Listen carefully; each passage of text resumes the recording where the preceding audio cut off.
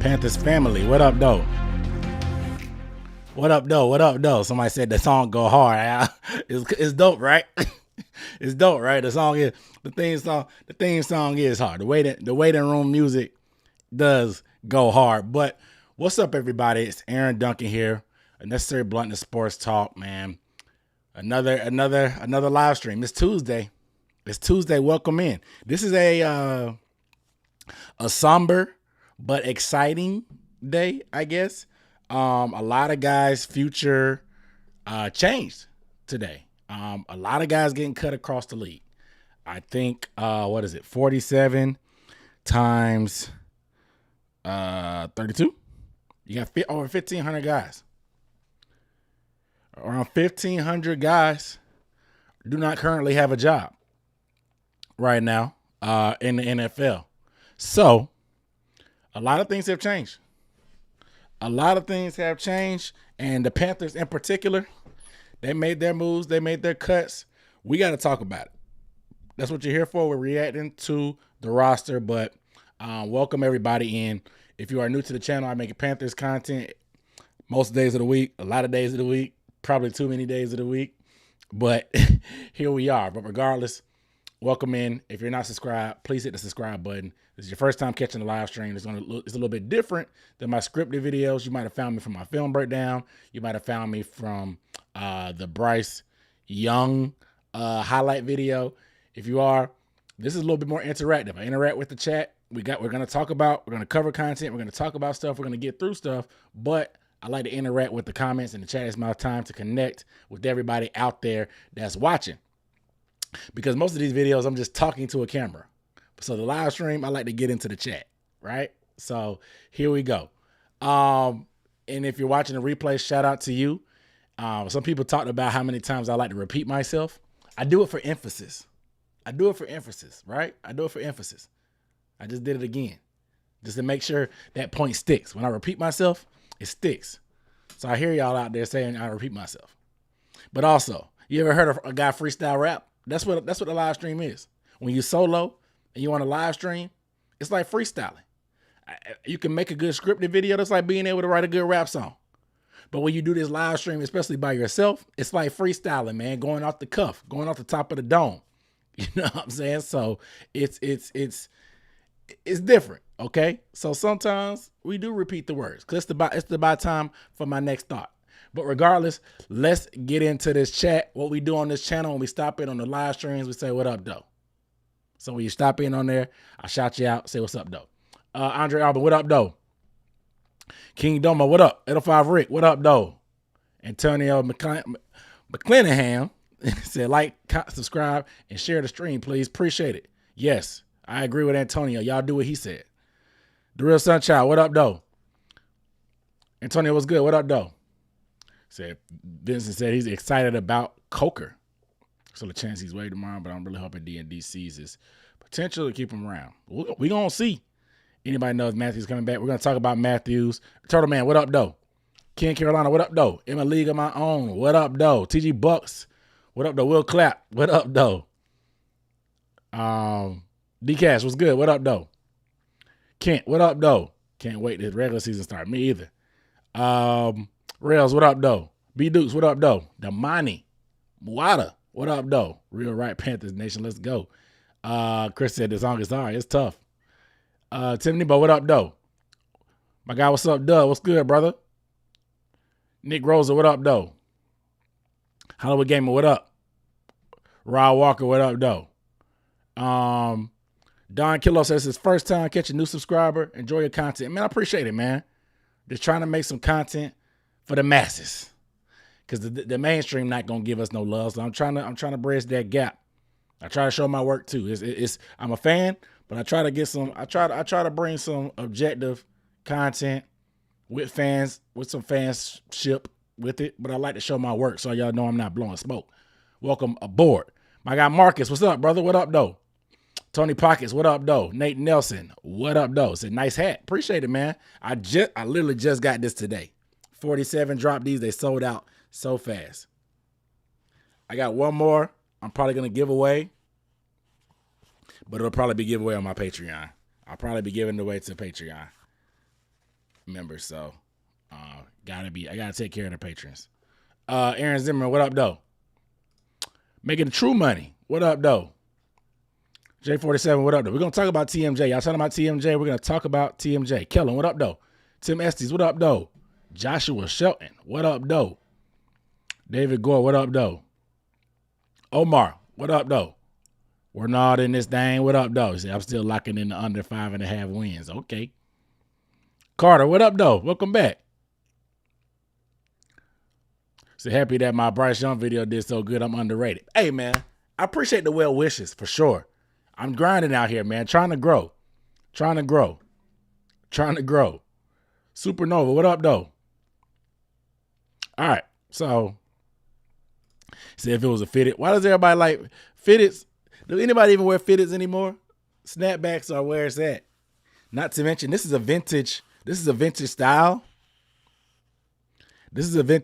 So you can't put no fitted.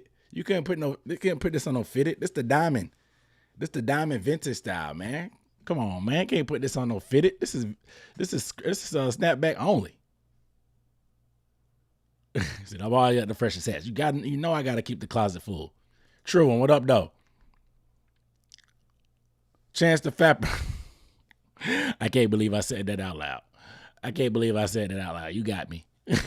What up, though? All right. So if you got a beer or an adult beverage, go ahead, crack one open. I'm going. I usually like to do my craft thing, but today somebody bought me some of these as a gift. I helped them move a house, so they bought me a 20-pack or something like that. No, they bought me a case of these. I said a 20-pack. They bought me a case of these, so I'm drinking it now. Crack you open one if you have one. Let's sit back and relax. Let's have this conversation because the Panthers trimmed the roster. The Panthers made some roster cuts, some trims, some what else you want to call it? They gave a couple people to axe. Not a couple people, a lot of people. So they finalized their 53-man roster, and there was a couple things that we just got to talk about. I think the biggest thing that surprised that came out was to see Terrace Marshall Jr. was released or waived, actually. I got to say waived because he's only going into his fourth year. You know? Terrace Marshall Jr. is no longer a Panther. The experiment is over. Stock up on that Victory Monday Carolina Blue Champagne. Yes, sir. So Terrace Marshall Jr. is now on the waivers. Another team will have an opportunity to claim him. I would be very shocked if he isn't claimed personally because there's so much untapped potential. So much untapped potential in my team. This guy, my opinion, this guy, Terrace Marshall Jr., obviously he was drafted under the Matt Rule regime. Offensive coordinator was Joe Brady. They traded up in the second round to get Terrace. He had that background with Joe Brady. Like a lot of people said if it wasn't for injuries, he probably would have been a first rounder.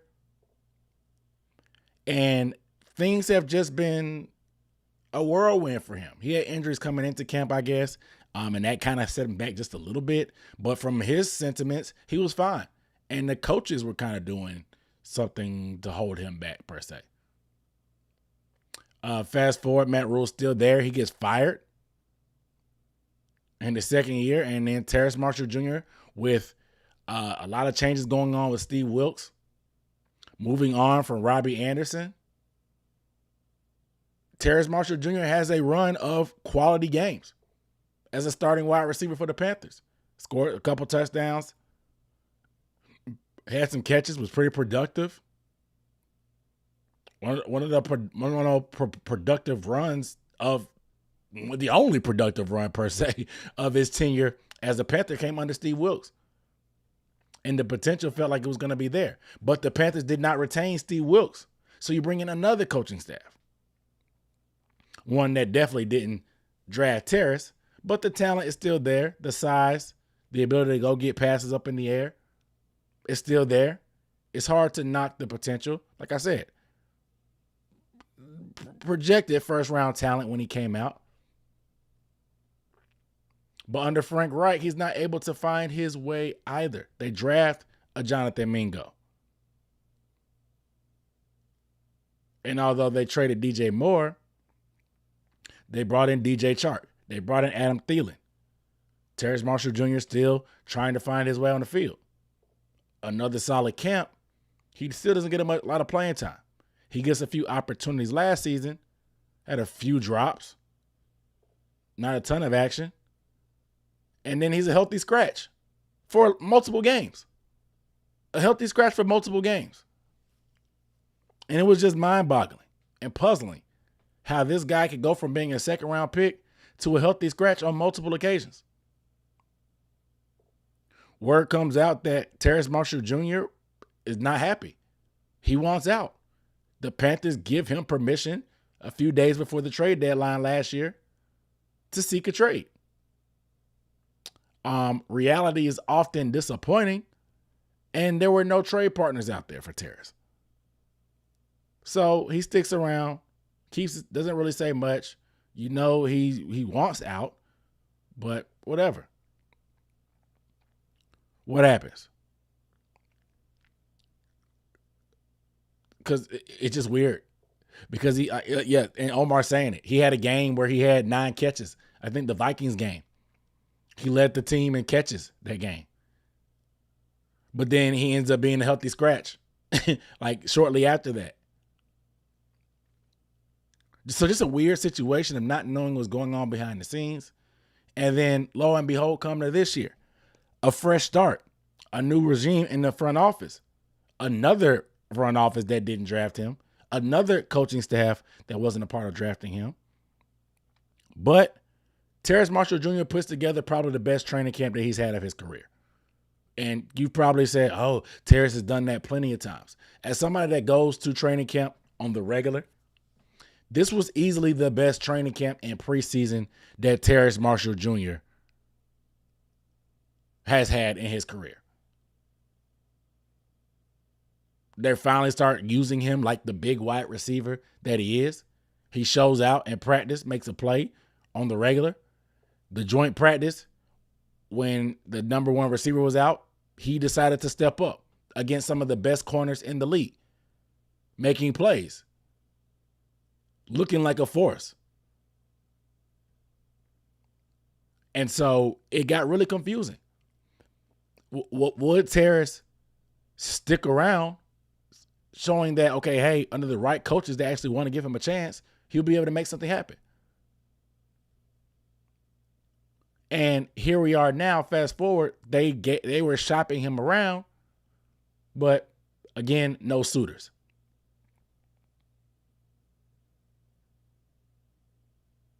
You know what I'm saying? No suitors. And so the Panthers, with tough decisions to make in the wide receiver room, they keep 7 wide receivers, but Terrace Marshall Jr. is not one of them. And I'm not going to lie and say I'm not surprised. I thought this was going to end up as either a trade or they would keep him and then try to trade him later. But here we are. Terrace Marshall Jr., the former second-round draft pick of the Carolina Panthers, is no longer a Carolina Panther. He will be suiting up for somebody else.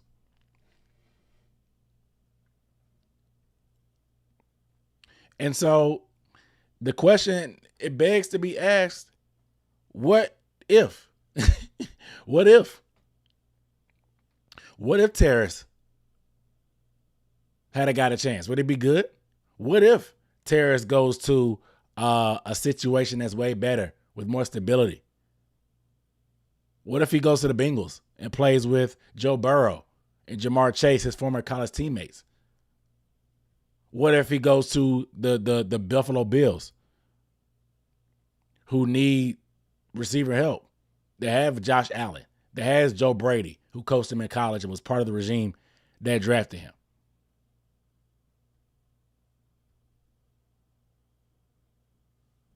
What if he goes there and cooks?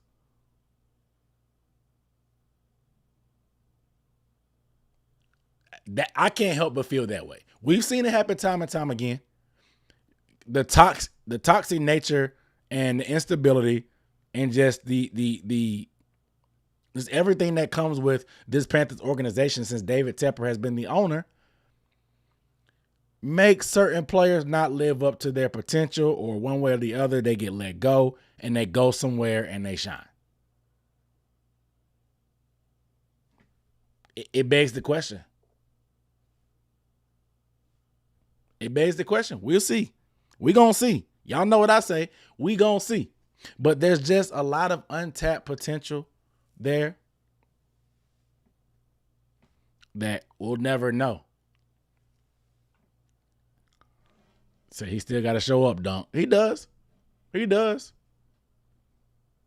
But we've seen Panthers players leave all the time.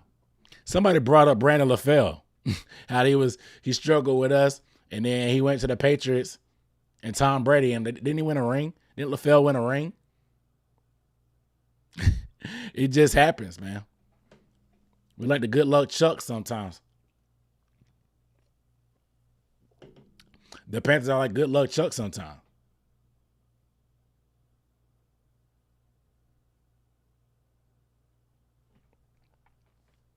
We'll see. We'll see. And it just gets to a point. I know fans get sour and fatigued on these guys, but it's I think a lot of people, the saltiness really makes people trying to diminish. Like, people try to diminish DJ Moore. They try to say DJ Moore wasn't wide receiver one, so who cared if we got rid of him? They try to say Christian McCaffrey was damaged goods. You don't pay running backs. If they're not worth it, get him out of here. Next thing you know, he's Offensive Player of the Year, competing for a Super Bowl, just got another contract.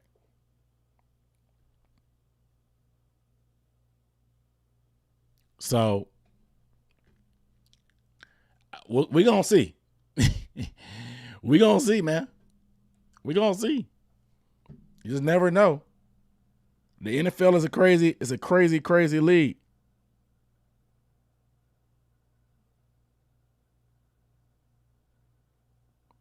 crazy league. Stranger things have happened.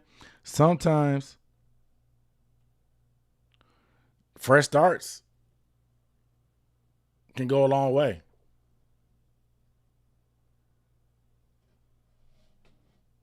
Yeah, they also tried to slander Brian Burns. It happens every time, man.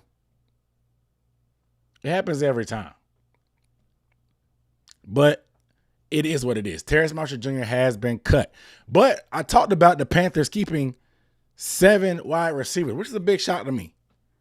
It was a shock to me. I thought it was a possibility, and I said it because I put it out there on Twitter. I said David Moore is making the team. I did not think that. The only reason I really thought they would keep 7 is because I thought TMJ would be around. That's why I thought. I thought TMJ would be around. So I was like, okay, hey, I thought that they wouldn't keep 7 wide receivers. If TMJ was gone, I thought they would keep him and trade TMJ at some point. I thought TMJ would make it, but I was wrong. I knew David Moore would stick around because David Moore, believe it or not, everybody cries and complains about the lack of deep passes.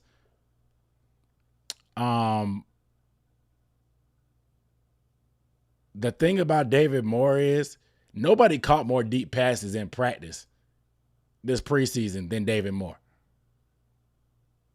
A lot of them came from Jack Plummer, but the first completion of the joint practice deep was to David Moore. He was with the ones. Bryce Young threw it deep to David Moore.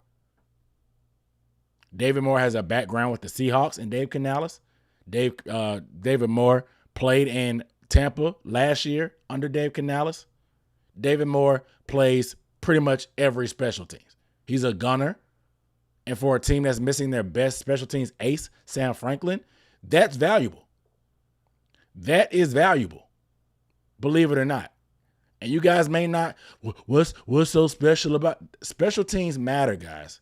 The stuff you overlook, it matters. And I hate to really talk about glue guys in terms of like football, because glue guys are typically, I think of like basketball. But David Moore would be the equivalent of a glue guy, in my opinion. Experience, plays all the special teams you need, can make some plays. David Moore, he just made too many plays. Like some guys you just can't deny. And he was one of those guys.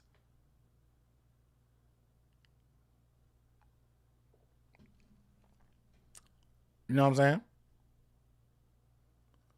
He was one of those guys. So I'm not surprised he made it. I actually, like I said, a lot of people didn't really believe me when I said it early on. But some guys aren't to be denied. That's just the way it is. ISM. Some people were saying he was on the bubble. I kind of thought so as well. He needed to have a game where he had some good special teams impact or flash on offense. I thought he did enough on offense, but the return game was lacking with a new regime and the new set of rules. Maybe his skills as a returner don't translate into, I'm talking kick return, because he would do kick return as well. But obviously when you have a guy that has returned a punt in his career, aka last year, it's so hard to return kicks for touchdowns that if you have one in your career, it will buy you a job. It may not be with the current team, but it will buy you a job for at least another year or so. If you have a touchdown and you have some decent chunk returns, it lets teams around the league know that you're dangerous, and it will buy you time in the league. And that's exactly what ISM is good at. He showed that last year when he returned a punt for a touchdown. He had some good returns in the final preseason game. And so I never really thought ISM was in danger. I was like, hey, bro, you need to show up. So I didn't think he was going to be on a bubble until he wasn't really doing anything before that last game. Then I thought, okay, maybe he's on the bubble. That's what I thought.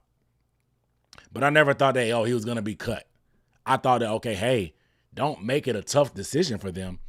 You should be a lock. I thought ISM should have been a lock, and he was just making it cloudy. But he did what he needed to do. He's a playmaker, and he's going to be the returner. We obviously know the big foe with Leggett, Mingo, Thielen, Deontay. No surprises there. But the one surprise for me, and even though that he was a fan favorite, was Jalen Coker. Jalen Coker, the undrafted free agent wide receiver from Holy Cross, made the final 53-man roster. And I'm not going to lie. I like the potential. I like Jalen Coker as a player. But I wanted to see more from him, during training camp, during the games. The only flashes I saw from Coker during training camp, he had a long, deep pass he caught from Jack Plummer. Granted, I wasn't there every day. I missed a few days, but I was there most of the days. And he had one long pass from Jack Plummer in practice. I didn't really see a ton. Didn't really get a ton of targets. But I didn't really see him flash a lot. David Moore flashed. He flashed. So that's why I was pretty confident. But Jalen Coker, I wasn't sure. Coker definitely has upside. I don't want to deny that. But I wasn't worried about him not clearing waivers. I know a lot of fans wanted him to make the final 53 because they were afraid that somebody else would pick him up. I wasn't afraid of that. I thought that he was still a developmental guy.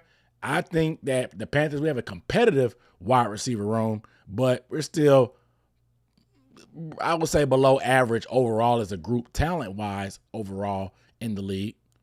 We're competitive, but we're still not above average, in my opinion. I would say average at best which is still fine. It's just an upgrade from last year. But I didn't think that somebody that got cut as an undrafted free agent from the Panthers wide receiver core would be at the top of somebody's list. Because keep in mind, when you cut somebody and they get waived, when you claim somebody on waivers, you have to put them on the 53-man roster. I'm going to repeat it again. For the people out there that get mad at me for repeating, I got to repeat this. When you claim somebody on waivers, they have to go to your 53-man roster. They have to. You can't claim somebody on waivers and practice squad them. So anybody that was going to claim Jalen Coker outside of us will have to put him on their 53-man roster. So he would be a top 5, 6 receiver on each team. So that's why I had my doubts. I wasn't really worried about losing him on waivers, but the Panthers obviously felt different. They couldn't find a trade partner in time for TMJ. And they said that they like Coker. Coker showed some stuff in this final preseason game. He got behind the defense, got a nice touchdown. You saw, if you're a Jalen Coker hive, if you're a cokehead, I guess is what I'll call the Jalen Coker hive.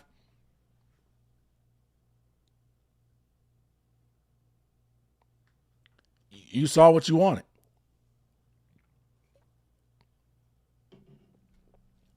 You saw what you wanted. And so it was enough. He stuck around. I'm excited about the upside. Obviously, he got that endorsement from Steve Smith, so I think that's what got a lot of Panthers fans hyped up about it as well. He's still a developmental guy, but it's big. Undrafted free agent to make the roster. But that's a segue to my next topic is they kept 3 undrafted free agents. But let's reset really quick. Actually. Let me get into the comments. First of all, you guys make sure you give the video a thumbs up if you have not. Pretty please. We have 248 people in the chat. But we only have 65 likes. And 1 dislike, but they all count the same. Cokehead is elite fan base top. That's not my that's not he's got a hive, bro. He's got a hive on this team. Gotta respect it. But make sure you guys get this video a thumbs up. Let me get into the super chat. Matter of fact, shout out to my guy Omar Tillman on the super chat. Again, if you want to support the channel and get your comment put on the screen and get your question answered, whatever you have to say to get it off your chest, you can leave a super chat. It's like a tip jar for me as a creator. Y'all know I'm on this independent grind. I'm the owner, coach, and quarterback here of Unnecessary Bluntness Sports Talk, and I got a hungry baby. So a super chat helps out for sure. Shout out to Omar. Said TMJ and Curtis Samuel gone for nothing. That's where I want to see us get better as a franchise. Good teams don't let assets walk for nothing. That's true. They make decisions to trade them. If they know they're not in the long-term plan, they try to trade them when they can, or they sign them. Remember we kept Robbie Anderson instead of Curtis Samuel? Now, Curtis Samuel ended up getting hurt and not working out long-term, but Robbie Anderson never really lived up to the rest of his contract either. I personally thought they should have kept Curtis Samuel as well, but Matt Rule, the rapport with Robbie Anderson, they decided to stick with Robbie and let Curtis walk. Curtis is now a Buffalo Bill. TMJ, we'll see what happens. We'll see what happens. You know, but if you're going to make these moves, you have to maximize the value. They did not maximize the value on on a guy like Brian Burns. They did not maximize the value on a guy like Curtis Samuel. I mean, TMJ's value, who knows where it was at, but losing him for nothing, like I said, if he goes on to do whatever he's going to do and it ends up being positive, it's going to sting a little bit. Now, I know people are going to be praying for his downfall because they want to feel justified, but I'm the type of guy, I wish guys well. I wish guys well for the most part. I either wish them well or I don't wish nothing at all. Like Sam Darnold, I don't wish nothing at all. I don't wish nothing at all.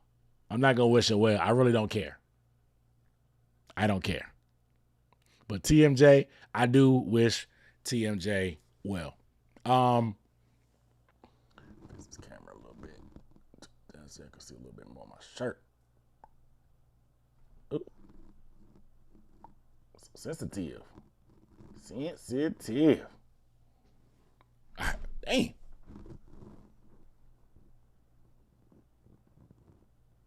Y'all bear with me. All right. I'm just going to have to leave it as is. I want to show a little bit more of my shirt. Because it looks like I just got a black shirt on with a Panthers hat, but I wanted to get the whole fit. No, we don't get a pick if he gets claimed. He's waived. He got waived. Tell people where they want what they want, where to get the hat. This is from 47. They're sold out. Because I missed out on the this was a restock too. They're sold out. I got another one that I'll probably be giving away to members of the Patreon. So if you want a chance to get one for the free ski, you got to be a member of the Patreon. Patreon.com backslash. I keep saying backsplash. You can tell I own a home. I keep saying backsplash. Backslash UB Sports Talk. Patreon.com backslash UB Sports Talk. Become a paid member, and you will have a chance to win one of these fire diamond hats. And the Patreon is still growing. So if you want to have a great chance of winning one, now would be the time to get in. That's just me. And if you like the film breakdowns and you learn something, that's what the type of content you'll get. When there are deals like this out there, I'll put this out there for Patreon so you can have a chance to jump on those deals first before they sell out. Because before I shout it out or tell anybody or wear it on here, I buy me two. I buy one for me and one to give away. So that's just word to the wise. Sam Darnold hunted this franchise. Yes, he did. He said, I'm just glad I'm wearing pants. Always. Said we messed up with the deal. Let me just buy it. No. Yeah, I'm wearing shorts. I'm wearing shorts. I'm not wearing pants. I'm wearing shorts. I'm wearing shorts.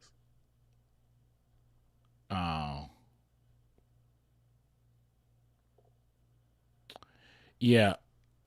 All right, but let's get back to it. I just keep looking at my phone because if anything happens, I want to make sure I'm good and on top of it. So another thing was, like I said, along with Jalen Coker, 3 total undrafted free agents made the team. I don't know when the last time something like this happened. The last undrafted free agent that made the team was probably Marquand McCall. My football coach used to say that. We had a guy on my team last name McCall. He used to always talk about like the bird, like McCall. Yeah, it's an inside joke, I guess. Regardless, Marquand McCall, I think, was the last undrafted free agent that made this team. And it's been a minute since we've had 3 make the team. I don't know if that's a good thing or a bad thing.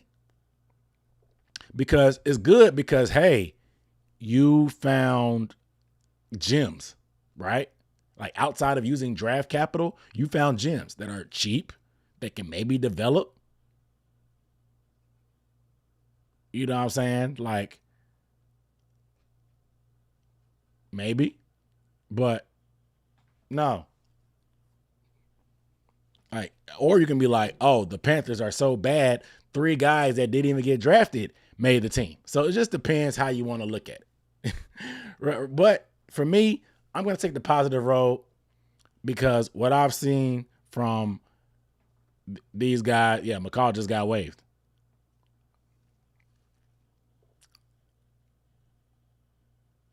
But Damani Richardson has made plays. Jalen Coker You see the potential. He made some plays in the final game. Andrew Raym looks to be a solid developmental backup. We're going to need a long-term answer at center. We'll see what he does when he has opportunities, but his preseason was great. The last 2 games, he's developed great. I'm a big Andrew Raym guy. So for 3 undrafted guys to make the team, it says something. Now, there's some maneuvering that happens. So sometimes and we're going to talk about this a little bit more as well, because there was some surprise cuts, but there's maneuvering. Sometimes you want to protect these guys, so you make them make the 53-man roster.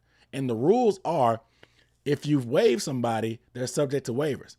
But if you're a vet and you've been around, you get released and you get a free agent. Sometimes they'll make agreements with vets. They'll be like, hey, we're going to cut you today, but we're going to bring you back later. We need to protect our young guys on the 53-man roster. We're going to make some moves and maneuver, you know what I'm saying? And we'll bring you back later. And so maybe they don't. Maybe they were afraid Jalen Coker might get picked up. Maybe they were afraid Damani Richardson gets picked up. Maybe they were afraid Raym gets picked up. You know what I'm saying? So I think that they stay tuned, because Coker could get waived and then brought back on practice squad after the deadline tomorrow. But they try to finesse, because there's a couple guys on our team. There's rules, because 1, you can only put 2 guys on IR with a designation to return, and they've already done that. And so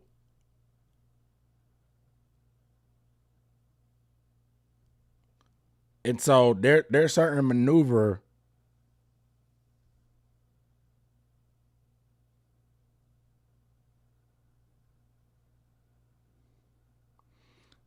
Sorry, I'm still reading.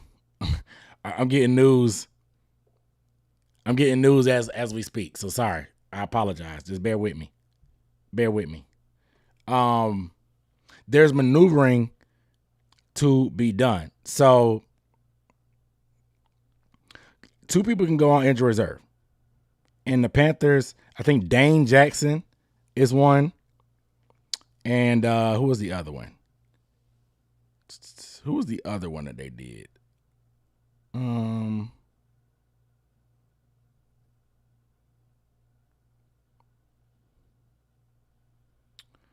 Who went on IR? Dane Jackson, and who else? Dane Jackson will be back in 3 to 4 weeks.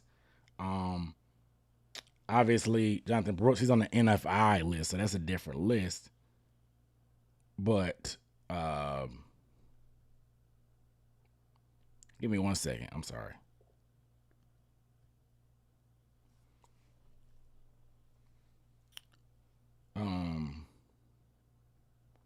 Sam Franklin. There it is. So Sam Franklin, Franklin. Sam Franklin, training camp injury. It's going to be a while for him. He's coming back, but it's going to be a while. I saw him at joint practices. Sam Franklin was walking with the cane. That's just your update. I didn't want to take a video of it, but Sam Franklin I guess he just got the procedure done, or he was still recovering. He didn't have I don't know if he had a boot on or not. I can't remember. But Sam Franklin was walking with the cane. So that just lets you know that the foot injury he suffered, he's gonna be a little bit of ways away. But Dane Jackson, we were told it would be 6 weeks, and that happened last week. So 5 weeks from now, you take away this dummy week in between the season.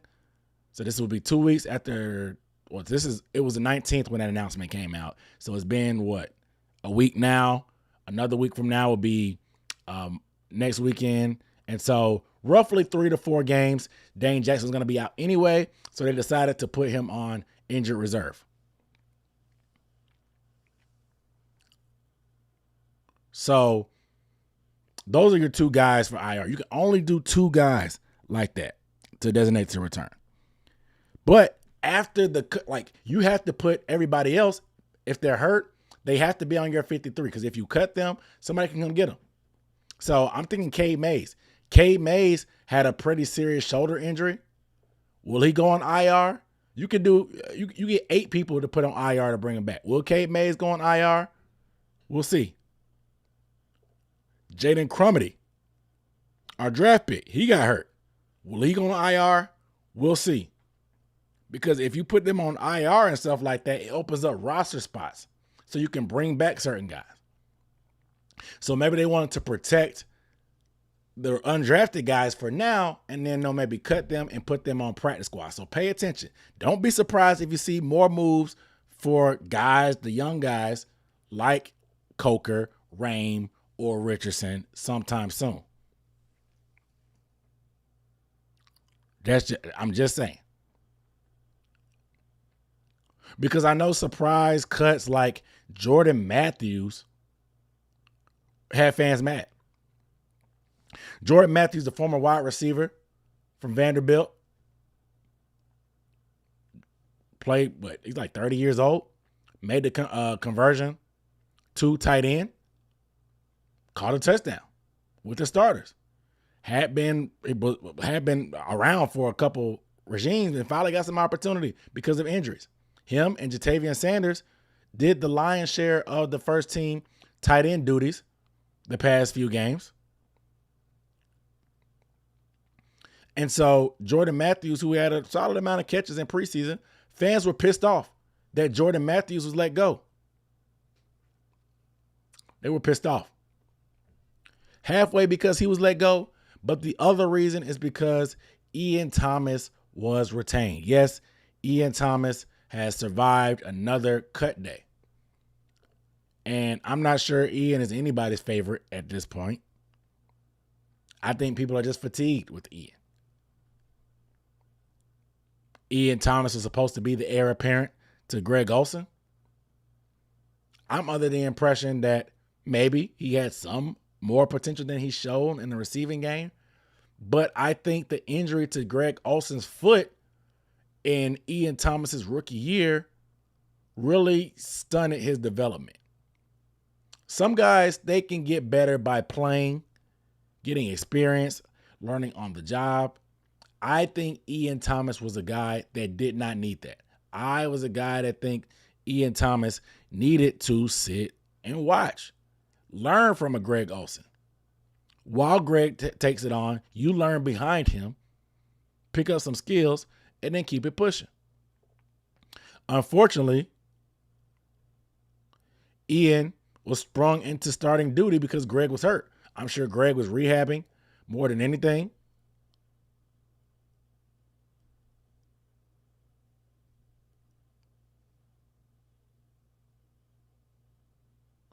So it is what it is. But years later, Ian Thomas is still around.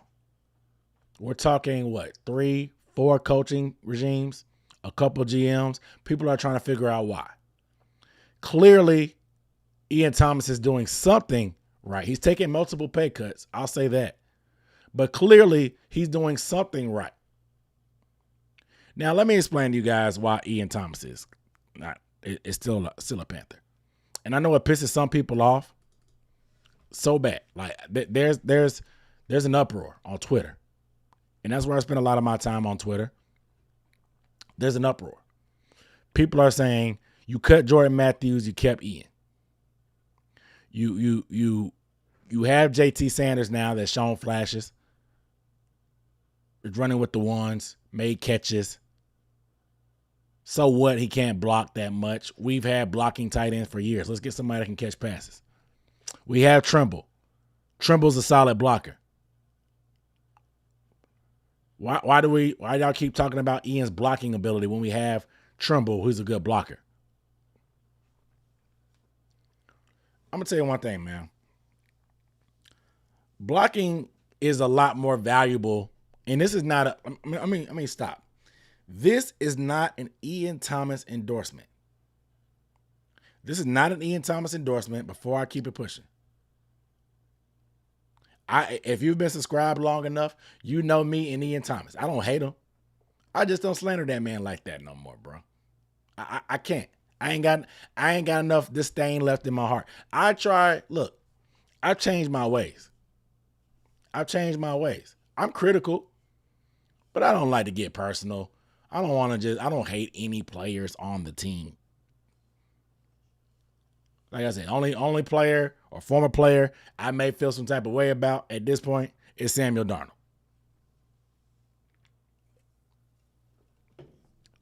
Everybody else, they frustrate me. They bother me. But I'm not going to slander at this point. I just got to sit back and laugh. But Ian Thomas, man,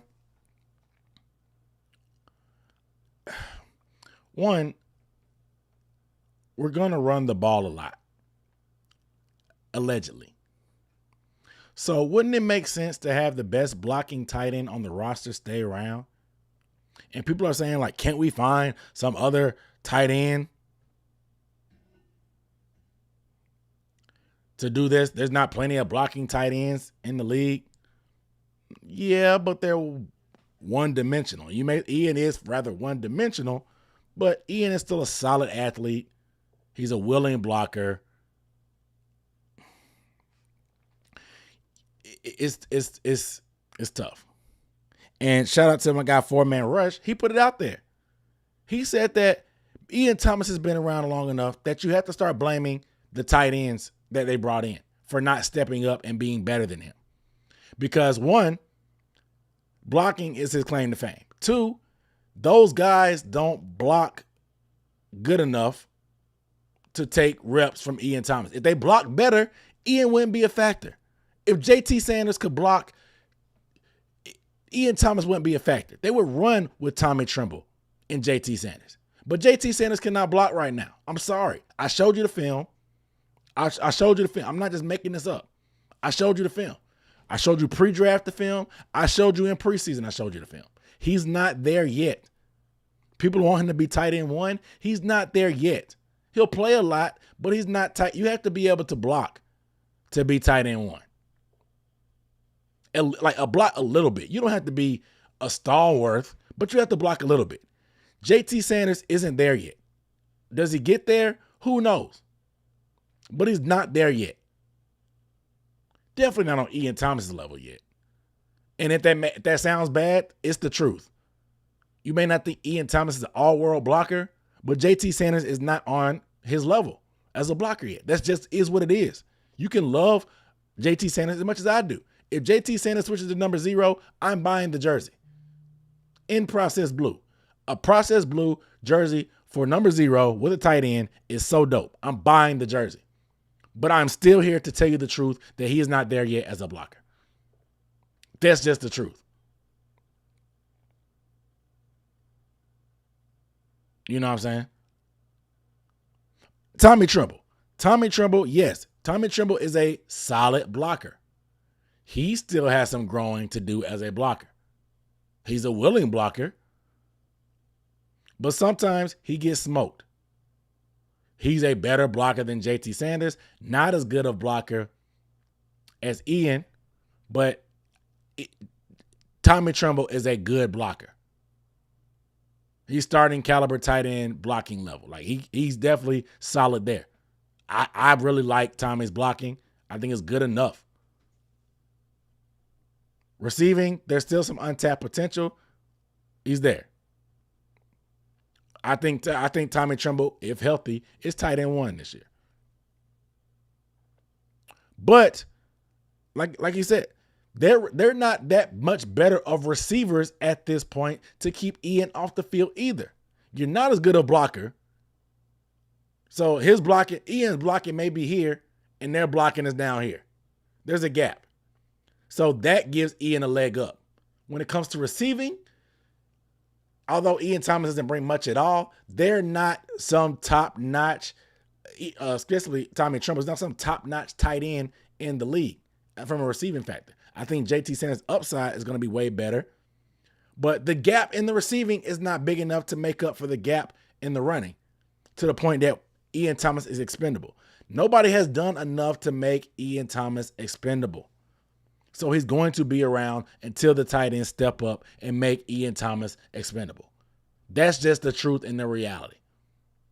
You can bring your emotions in it if you want because you're tired of Ian, you don't like him.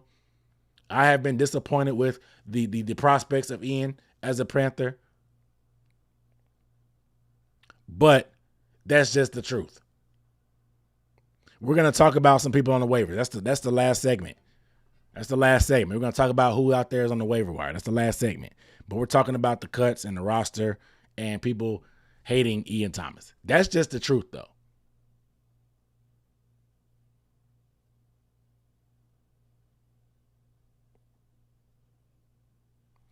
This Panthers shirt is vintage, and this Panthers hat, I got it from 47 Brain. 47. They're sold out of it, though. Most of the time when I buy hats, if by the time you see it on my head, it's sold out. Unfortunately. But like I said, giving one away on my Patreon. I'll start giving the scoop to my Patreon members when stuff like this drops to give you an opportunity to buy it early. Because typically, I shout it out on Twitter later. But by the time I shout it out on Twitter, it's already gone.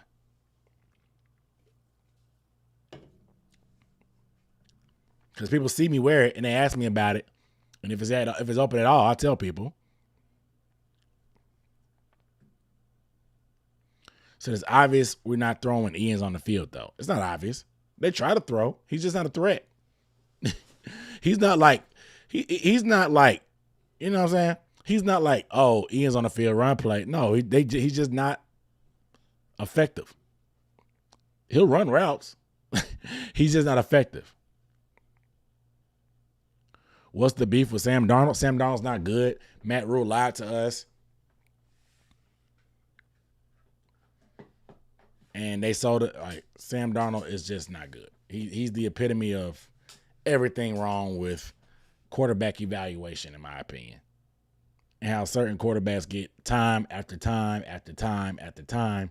And then you get a guy like Geno Smith who didn't get another chance, sat for X amount of years. It comes back, gets comeback player of the year, gets a big boy contract. He doesn't get opportunities, even though he was a Jet quarterback. But you see Sam Darnold getting time after time after time, being a former Jet quarterback. Some guys get a shorter leash, some guys don't.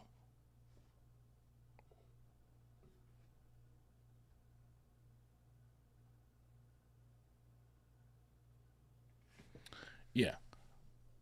But keeping on deep, like we're talking about waiver, and I'm going to talk about it right now. The Panthers only kept 5 wide receiver, 4 outside corners.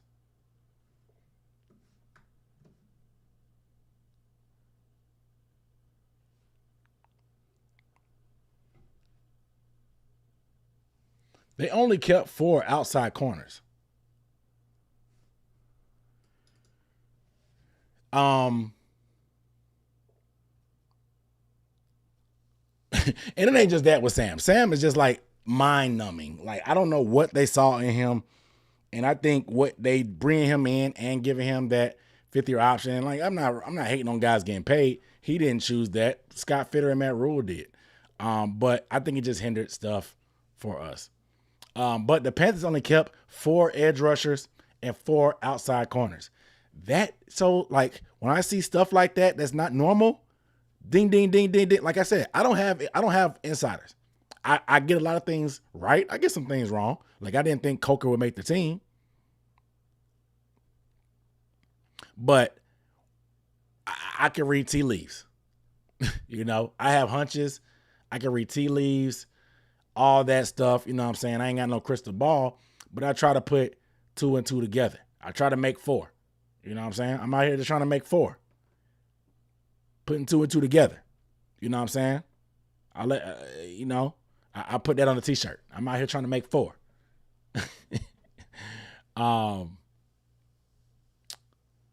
But all that to be said, there's only 4 outside corners. Now we kept Troy Hill, of course, so he's 5. If you look at the screenshot of what was there, let me see if I can pull it up. Actually,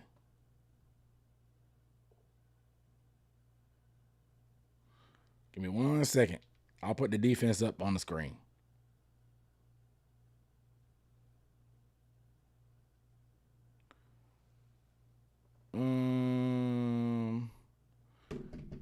So I can have some, so you guys can follow along.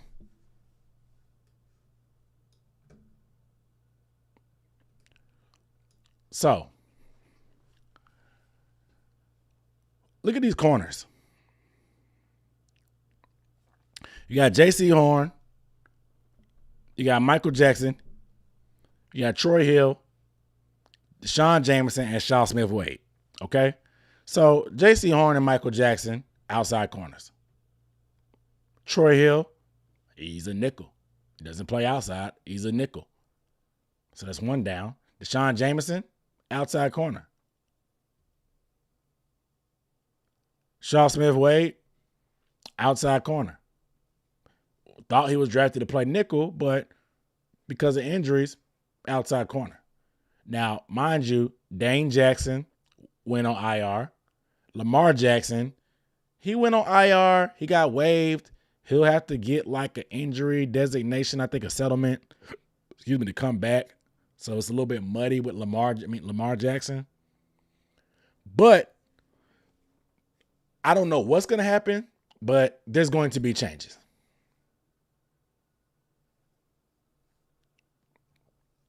They're not going to go into New Orleans with only 4 outside corners on the active roster. That's just not feasible, right? It's not. So expect movement at the cornerback position, right? Outside linebacker, aka edge. They only have 4 guys there as well. Of course, DJ Wanham is hurt. Amari Barno is hurt. Both of them, well, Barno is going to be on IR or PUP, one of the two.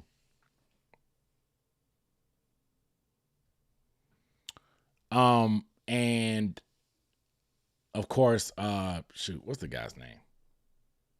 My mind just went blank. Oh, DJ Wanham.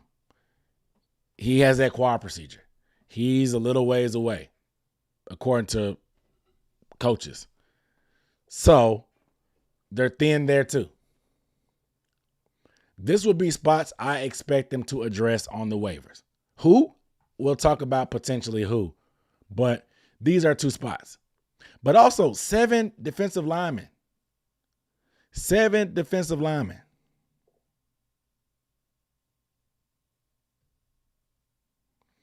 Look at this. Look at the back of it.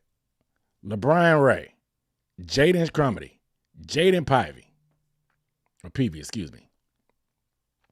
No pun intended, they're looking kind of heavy at this position. If we claim somebody on waivers, the rule is within 1 hour of claiming somebody on waivers, you have to make a cut. The beautiful part about the Panthers is if they want somebody on waivers, they can get them. So you don't have to worry about it. Anybody else, they'll put in a waiver claim. They're not sure if they'll get that guy on waivers. So they may or may not be, they may still be thinking about who they're going to cut in their place. The Panthers, they know right away, if we waive a guy, if we claim a guy on waivers, we have to get rid of somebody. And with defensive line being so heavy, like I said, no pun intended, that would probably be the first place I expect them to target. That would be there. What else is heavy? Wide receiver. We have 7 wide receivers. That's why I said that Coker, we'll see. We'll see. You know what I'm saying? Peavy, maybe a cut. Jaden Crumedy, he might go on IR. He's been hurt. He could potentially go to IR. Damani Richardson, we'll see. Jamie Robinson, he's safety, but he's more like a big nickel. So we'll see how they feel about safety and keeping 5. But any position group where we seem fat, and I say fat, because it's the opposite of thin, because we're thin at edge, we're thin at outside corner currently, and thin at tight end. We're fat at D-line. We're fat at safety. We're fat at wide receiver. So if you made the 53-man roster today, I probably wouldn't sleep a wink. Because noon is when those claims come in. Noon tomorrow is when you have to claim these players.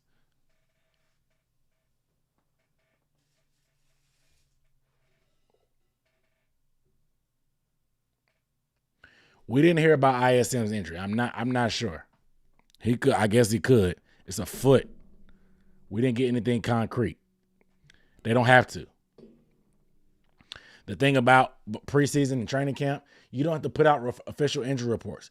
The first injury report is not due until this time next week. Obviously, for competitive reasons, your opponent needs to know. Obviously, for fantasy reasons, the public needs to know. Obviously, for betting reasons, the public needs to know. So until the games actually matter, injury reports aren't mandatory. So we'll find out way more within the next few days about injuries, but definitely next week when they have to disclose the nature of a lot of these injuries and what their status is for the game. Yeah, so let's talk about it. Waivers. It's a good segue. The Panthers, it's not like fantasy football, right? Fantasy football, you put in the claim on waivers on one guy and you get sent to the back of the line for the next guy. You order your guy. So let's say 5 guys. Let's say Christian McCaffrey got waived, DJ Moore got waived, and Curtis Samuel is out there. And I claim Christian, I claim DJ Moore, and I claim Curtis in that order. So I'm third in line. If the people in front of me claim Christian, they go to the back of the line. They may have DJ Moore on their claim list as well. But in that instance, they would go to the back of the line, and then if whoever else doesn't put in the claim, I would get DJ Moore, right? But that's not the case. It's not a use it or lose it lose it type of thing. In the NFL, in real life, not fantasy, you can claim anybody you want. Anybody. So every player that got waived, keep in mind, waived, not released, waived. Some people just say cut because that's just an expression, a catch-all expression. But there's a difference between being released and being waived.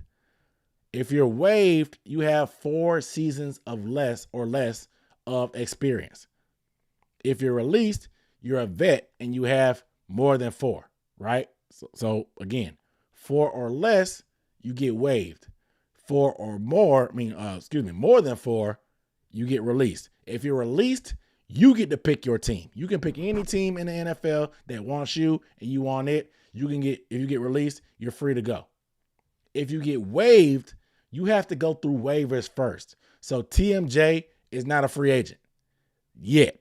TMJ, since he has less than 4 years of experience, right? TMJ is going into his 4th year, but he has less than 4 years of experience.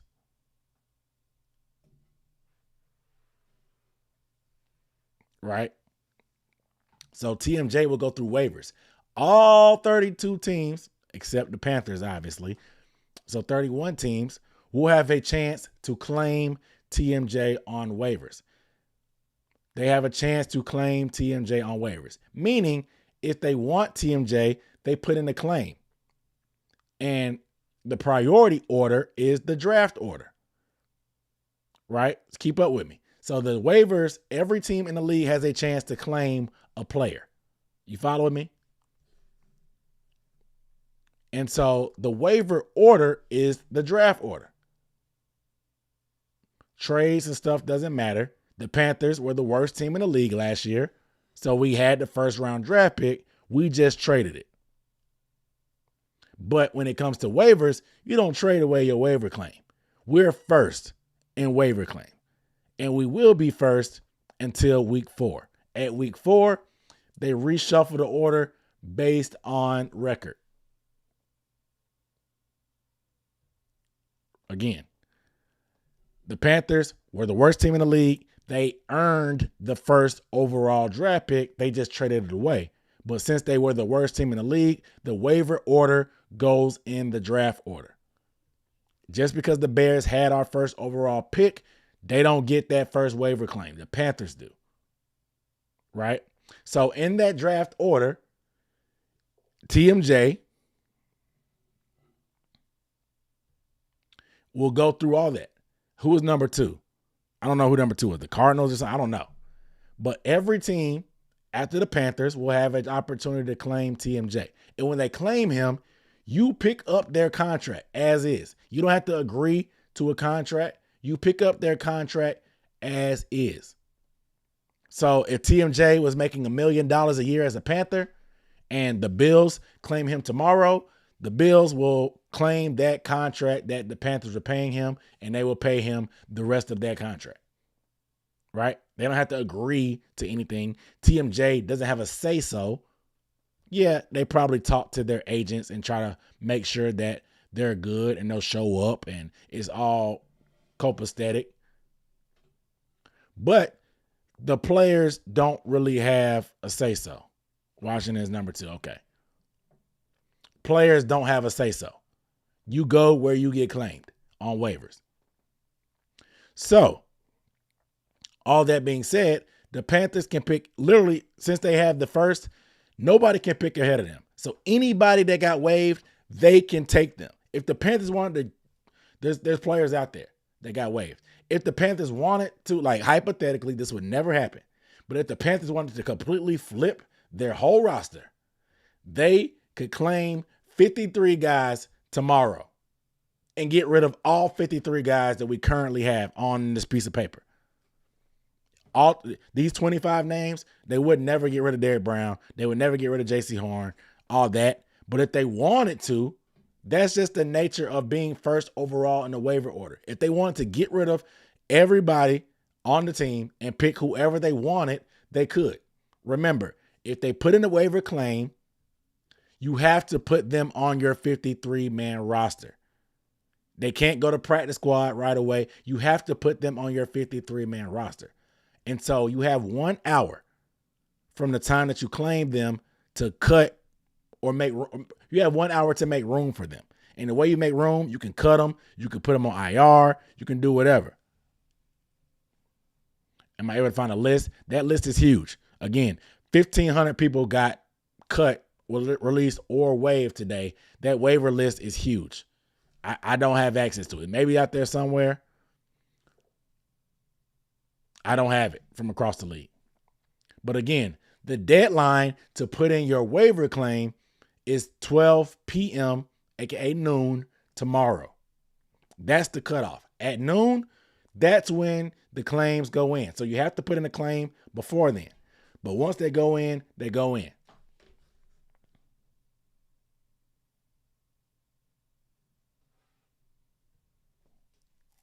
Yeah, I mean, it's their prerogative. If the Panthers wanted to waive Bryce and pick up Bailey Zappi or Matt Corral. Matt Corral just got waived.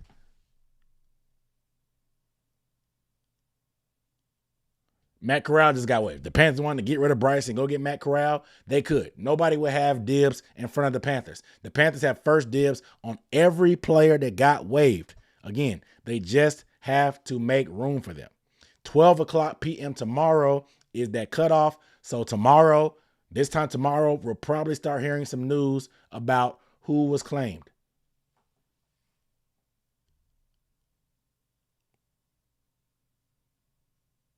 The NFL app may have it. The NFL app may have that list. All that to be said. Are y'all clear on the waiver thing? Let's talk about a few names.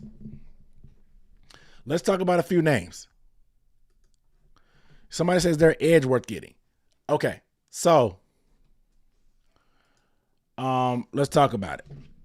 Because Noah Brown, somebody mentioned Noah Brown. Noah Brown was not waived. I think Noah Brown was released. I'm pretty sure. So there is an edge rusher. He's in his second year. Andre Carter II. You may remember him. He went to Army. Yeah, you can't have more than 53. You have to stay under that 53. Andre Carter II, or junior, whatever. He's 6'6", 256 pounds. He went to Army. He has super long arms. Like he's a knuckle dragger type of guy. Not like a bad thing, knuckle dragger. I know some people, whatever. But his arms are so long that his knuckles drag the ground. That's what it is. He's super long arms. He used to play for Minnesota. He was an undrafted free agent.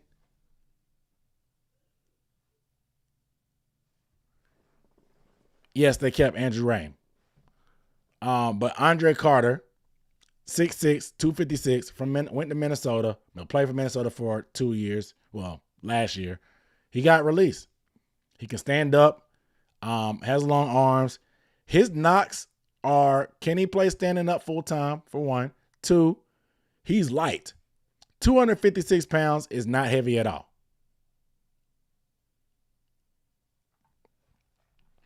256 pounds is not heavy at all.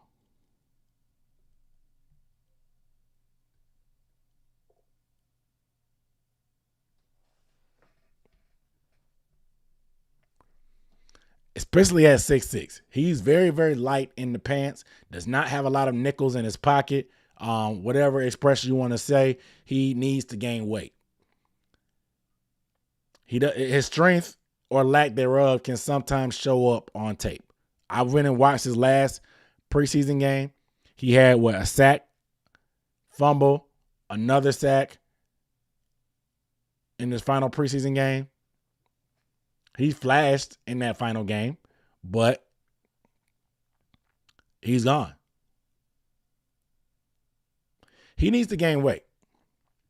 And to cut it with the Panthers, you have to be strong at the point of attack. You have to be able to set the edge. You have to be strong against the running game. That's not his forte.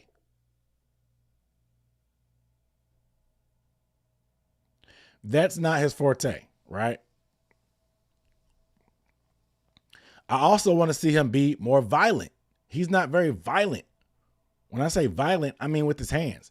When you take on blockers, especially with those longer arms, there's no point in having arms that long if you're not going to be able to use them and be strong and take on blockers, because you want to hit the blocker first. They're going to try to punch you with their blocks when they're pass blocking or run blocking. You want to use that length to keep them at bay and be violent with the hands. When they try to block you, get the hands off you. Like, you know what I'm saying? Like, get them off. Rip, whatever. Like, hand swipe, hand chop. He's not very violent.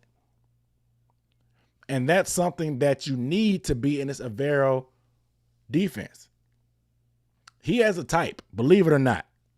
Avero has a type. And so Andre Carter has potential. Will he be an impact player for us this year if we pick him up? He may be able to rotate for sure, because we definitely need the help. He is a body type that's completely different than anybody we have on the team right now. So I think there could be a spot, and we need edge rushers. You know what I'm saying? So I would mind putting in the money for Andre Carter, to be honest. I would kick the tires.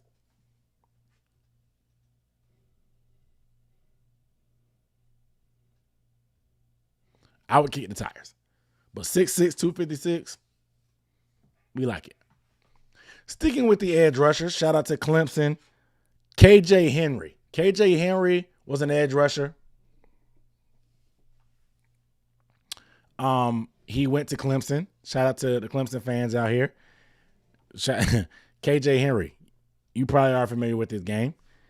Obviously, KJ Henry was drafted by Ron Rivera and them.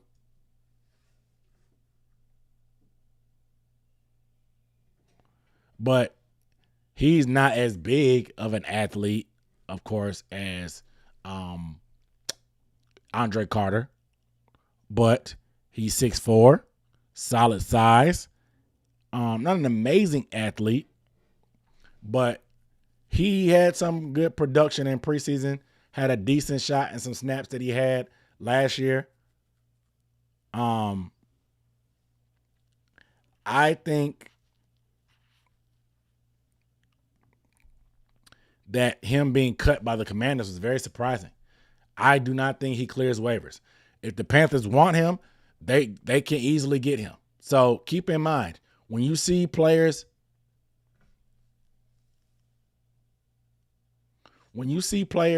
that were on waivers that we didn't get, nobody beat us to them. The Panthers didn't want them. So if you get disappointed about a guy not coming to us off waivers, it's because the Panthers didn't want him. Excuse me.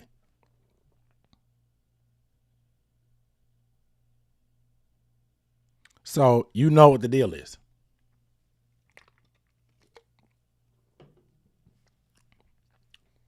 But I think KJ Henry,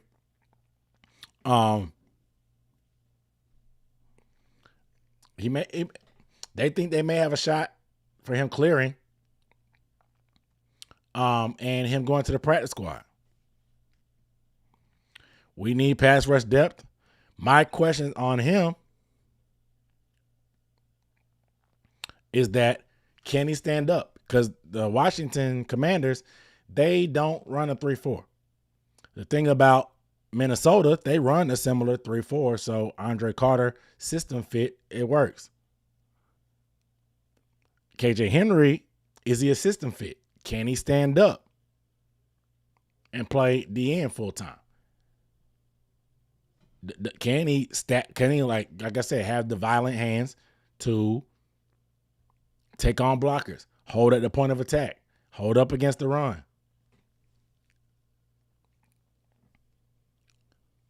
That'll be, like I said, they have a type.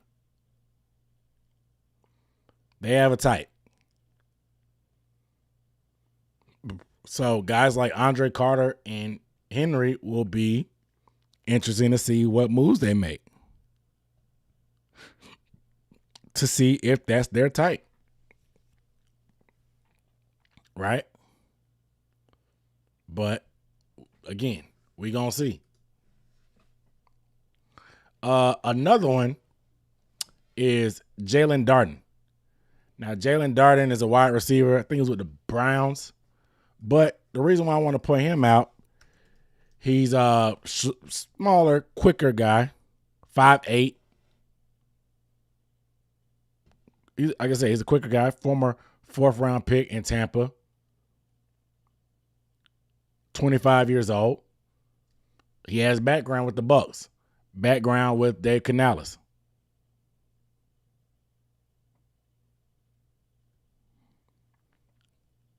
Is a different skill set than what we have.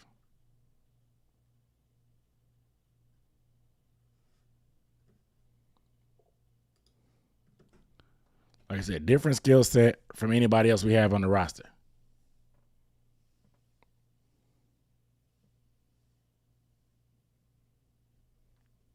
But all that being said, Jalen Darden is a guy we can target. I got to land this plane. Duty calls. But I got to land this plane. Duty calls. Sorry. I just got a text. But last but not least, I know people have mentioned Noah Brown. Noah Brown is a guy that he's former Texans wide receiver. I thought they could go get Mechie, but Mechie didn't get cut. Noah Brown is a guy who they cut. He's a vet. He's not up the waivers, so he would have to agree. The chances, in my opinion, are very slim, but he's a guy out there. He's a guy. Now, keep in mind, the Panthers, I do expect maybe some potential wide receiver movement. Dave Canales hinted at it before. He said we could keep 7 receivers. We could keep 4 and add 2 guys on waivers. So that lets you know that they're open to making anything happen. It could be coaches speak to try to boost TMJ's value, but it is what it is. Regardless, there's going to be a lot of moves made. That's the key name of this video. Like I said, I'm landing this plane. Shout out to Knucklehead K on the super chat. I'm going to get to you, brother. Appreciate you. But there's going to be a lot of changes, so just stay tuned. Congrats to everybody that made it, but if I was them, I would not sleep well at night tonight. Until noon, nobody should feel safe. Until noon, afternoon, this time tomorrow, I would not feel safe, right? Because you could get cut for a guy that's going to be claimed on waivers. That's just what it is. One time for my guy Knucklehead K. Say he's out of here. Appreciate you on the super chat, brother. Big time, big time, big time. Said I'm late. Shout out Dunk. I'm missing a live. Just stopped in to show my support. What up, though? I'm going. Y'all stay safe out here. You the man, bro. Shout out to your moms, too. Shout out to Mom Dukes. You know what I'm saying? Appreciate you tuning in. Appreciate the super chat. Like I said, a lot of changes are coming. Knucklehead K, you a big time supporter, bro. I really, really appreciate it. You can catch the replay if you have to. Shout out to my guy Noah. Noah checking in. Yo, what up? I see the catamount in your logo. But shout out to Knucklehead K, man. That support means everything, yo. That support means everything. Like I said, my dream is to be able to do this full time. Be able to give you guys full coverage all the time. But I have a job. And I have family obligations like now, so I have to go, unfortunately. But this support, it goes a long way. I'm trying to build this thing out, trying to build a business, trying to build a media company / brand that can cover the Panthers and more. There's other ideas and stuff that I have to do, but obviously there's only one me, and I need to expand. And to expand, I need to bring in some help. So I will be, that's the plans to grow and keep going. But the support like this, it means a lot and goes a long way. So I really appreciate that, man. Like I said, I'm trying to build a team, build this thing into a little brand. And we're growing. We're growing. But let me get up off here, man. You stay safe too, Knucklehead K. Everybody else in the chat, I really appreciate y'all, man. Love y'all. I appreciate y'all loving the content. Obviously, with tomorrow, when the moves happen, I'll make a video probably tomorrow breaking down the updated roster changes. So I'm on top of that. Scheduled time I go live is Tuesdays at 6:30 for now. Once the season starts, I will be moving my live stream to Wednesday. I will be moving my live stream to Wednesday because I do a post-game live stream, and then I'll be moving this type of live stream to Wednesday. Okay? Just keep that in mind. I'll announce it again, but I do a post-game live stream. There's no games right now, so I don't do a post-game live stream. But when the season starts, it'll be a post-game live stream after the game on Sundays. And then my next live stream will be Wednesday, right? 2 lives a week, videos during the week. I'll lay out the whole schedule for y'all. I love y'all. I got to go. Peace.